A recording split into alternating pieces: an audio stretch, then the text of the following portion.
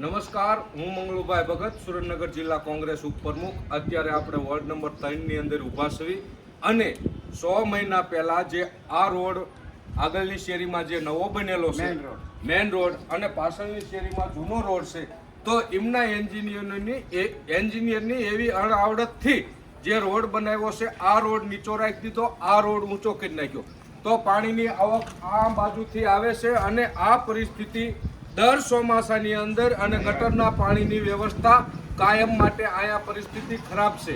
આ જે resident area રહ્યા એને આ પાણી આયા કાયમી માટે ભર્યું રહેશે, તો આવડા અને ખરેખર એમની અણઆવડતથી જે રોડ રસ્તા બનાવી રહ્યા છે એમાં એમની પાસે જો એન્જિનિયર ન હોય તો સરકાર શ્રી પાસે સારા એવા એક એન્જિનિયરની માંગણી કરે અને રોડ રસ્તા ઉપર એન્જિનિયર ઊભા રાખે એવી મારી માંગણી છે.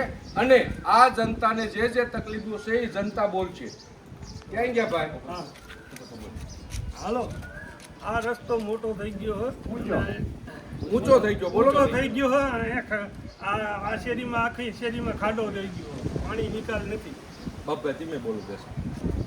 આ 6 મહિના પહેલાં જે આ રોડ બનાવવામાં આવ્યો છે, આ રોડની ઊંચાઈ વધારે છે અને જે મૂળ નાનો રસ્તો છે એ સબવે અહીંયા રસ્તો અહીંયા નીચો રાખવામાં આવે, પરિણામે પાણીની જાવક થઈ શકતી નથી અને વરસાદ દરમિયાન ગટરના તમામ પાણી આ લોકોના ઘરમાં કરે છે. અને આ પરિસ્થિતિ કાયમી છે. એન્જિનિયરોની અને નગરપાલિકાની અનાવડતના કારણે આ સ્થાનિકો ભોગ બની રહ્યા છે, એમના મકાનો નબળા થઈ રહ્યા છે, ગટરનું વરસાદનું પાણી મકાનની અંદર ઉતરે છે અને મકાનોની હાલત પણ તમે જોઈ શકો છો. એટલે આ પરિસ્થિતિ છે. નગરપાલિકાના અનાવડતના કારણે લોકો હેરાન થઈ રહ્યા છે. નગરપાલિકાના અધિકારીઓ આ ફરિયાદના કોઈ ધ્યાન દેતા નથી. આ અમારી રહીશોની માંગણી છે.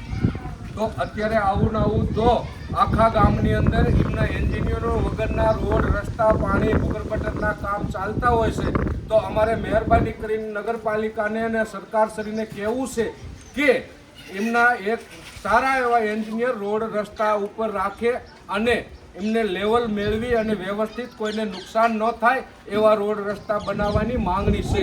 જય હિન્દ, જય ભારત.